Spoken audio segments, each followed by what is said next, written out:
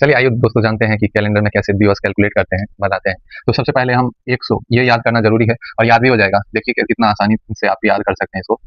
इस ईयर्स में जो है ना ओड डेज़, तो इसमें 100 में कितना हो जाएगा 5 होगा, फिर -2 कर दीजिए तो 3 हो जाएगा, इसमें से -2 कीजिएगा तो 1 हो जाएगा, उसके बाद 1 के बाद कितना आता है 0 आता है। तो ये आपका याद करना ज़रूरी है क्योंकि इससे जो है आपको ईयर्स में कैलकुलेशन करना आसान हो जाता है। साथ ही साथ जो है आप कोड याद रख लीजिएगा जो कि नॉर्मल नॉर्मल ईयर का जो हो जाएगा, ईयर एंड लीप ईयर दोनों अलग हो जाएगा, लेकिन सिंपल है। 12 का स्क्वायर कितना है 144, उसके बाद 0 लगा के 5 का स्क्वायर कितना है 25, उसके बाद फिर 0 लगा के 6 का स्क्वायर कितना है 36, उसके बाद 12 का स्क्वायर स्टार्ट किए थे ना, उसमें 2 जोड़ना है, तो 12 का स्क्वायर प्लस 2 146 हो जाएगा। और लीप ईयर में क्या करना है ना, जैसे कि 1 है यहाँ पे तो माइनस कर देना है 1, तो यहाँ पे 0 हो जाएगा, 4 है तो जी माइनस 1 कर देगा तो 3, बस ऊपर का 2 संख्या में ही चेंजमेंट होगा, उसके बाद फिर सब सेम ही हो जाएगा, 0 3 6 1 4 6। तो ये याद करना ज़रूरी है। और इसके अलावा एक चीज़ और, वीक वाला जो 0 से स्टार्ट होगा, 0 क्योंकि संडे को जो है हम लोग ऑब्वियसली कोई काम नहीं करते हैं, उस दिन छुट्टी रहता है, तो 0 वर्क से याद कर सकते हैं। 0 के बाद 1 2 3 4 5 6 टोटल 7 दिन हो गया। मंडे कर दीजिए, ट्यूसडे कर दीजिए, वेडनेसडे कर दीजिए, थर्सडे कर दीजिए, फ्राइडे कर दीजिए, फिर उसके बाद सैटरडे कर दीजिए। तो इतना अगर आपको याद हो जाता है तो आप आसानी से कोई भी जो दिवस, जैसे कि 15 अगस्त 1947, अब सॉल्व करते हैं क्वेश्चन, उसके साथ आप लोग कैलेंडर जरूर से ओपन रखिएगा ताकि आप लोगों को भी समझ में आ जाए कि हाँ चलो इतना आसान है, फिर भी परेशानी होती है। परेशानी कुछ नहीं है, बस आपको कुछ चीज़ें, अगर आप 2 से 3 बार अगर इसको लिख भी लेते हैं पेन पेपर से, तो उसके बाद आपको कोई इशू नहीं आएगा। जैसे कि 15 अगस्त 1947 को जब भारत आज़ाद हुआ था, तो उस दिन कौन सा दिवस था? तो इसको जानने के लिए सबसे पहले क्या कीजिएगा, आप जैसे 15 है तो 15 कर लिए, उसके बाद अगस्त, अगस्त का कोड मैंने यहाँ पे लिखा है, जैसे कि ये जैन से स्टार्ट होगा, जैन, फेब, मार्च, अप्रैल, मई, जून, जुलाई, अगस्त, सितंबर, अक्टूबर, नवंबर और ये दिसंबर हो जाएगा। तो इसमें अगस्त का कोड कौन सा हो जाएगा, यहाँ पे देखिए अगस्त का दिया है 3, क्योंकि ये 1947, आप लोग ऐसे 400 या 4, इस दोनों से लास्ट 2 डिजिट में 4 से भाग लग जाए, या तो ईयर अगर रहेगा 00 में तो 400 से डिवाइड कर दीजिएगा, तो अगर वो डिविजिबल हो जाएगा तो वो लीप ईयर होगा, अगर नहीं होगा तो लीप ईयर नहीं होगा।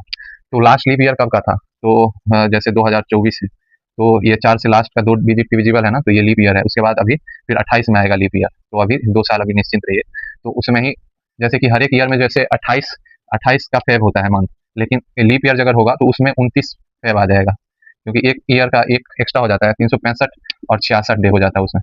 तो उसी का उस ये जो कोड सब है ना, उसी सब से कैलकुलेट होता है। उसके लिए मैं जब कंप्लीट वीडियो बनाऊंगा उसमें आसानी से आप समझ पाएंगे ये सब चीज़ें। तो यहाँ पे अगस्त का कोड कितना हो जाएगा, अगस्त का यहाँ पे 3 हो जाएगा।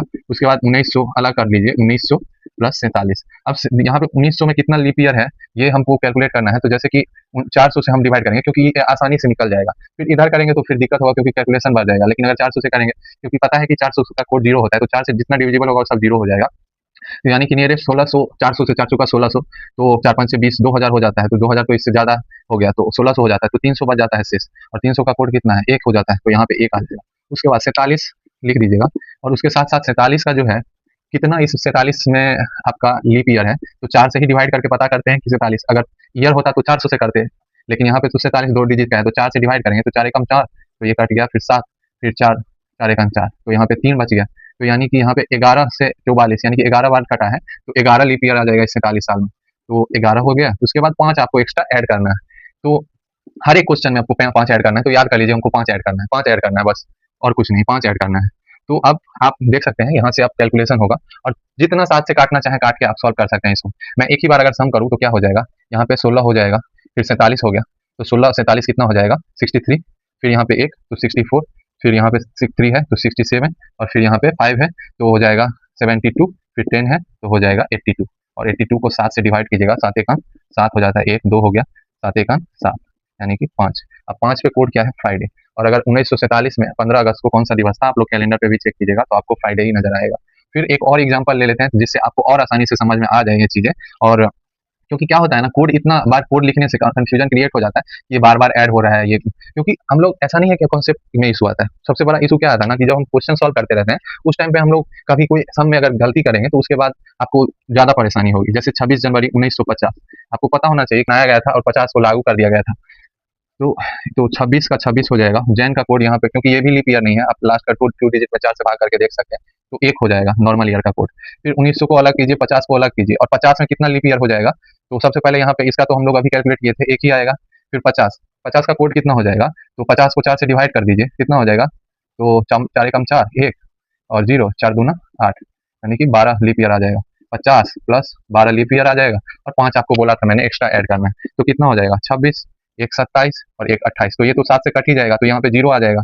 फिर 50 10 60 62 5 67 आ जाएगा। 67 को डिवाइड कीजिएगा 7 से, क्यों 7 से करना है, क्योंकि हमको कैलकुलेट करना है कि कितना डेज में आएगा, इसीलिए 7 से। तो 7 7 छक 42, 7 7 49, 7 8 56, 7 9 63, तो बचा कितना, 4।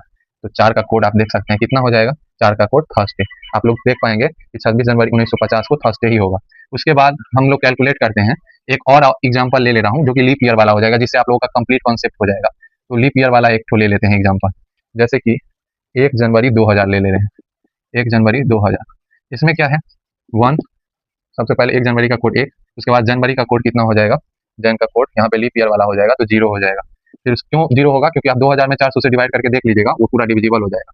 फिर क्योंकि 2000 पूरा कंप्लीटली डिविजिबल है, तो 2000 तो यहाँ पे तो 0 ही आ जाएगा, और एक्स्ट्रा में आप 5 ऐड कर दीजिएगा, जैसा मैंने बोला था पहले से। तो 5 1 6 हो गया, और 6 नंबर पे कौन सा दिन आता है, तो सैटरडे। तो उस दिन जो है 1 जनवरी 1950 को सैटरडे आएगा। तो काफ़ी आसान हो जाता है अगर आपको बस इतना पता है, और ये अभी आप लिख के देख पा रहे हैं, लेकिन आपको याद ही जो हो जाएगा अगर बार-बार आप यही चीज़ करेंगे तो। थैंक यू अपना महत्वपूर्ण समय देने के लिए, मिलते हैं नेक्स्ट वीडियो।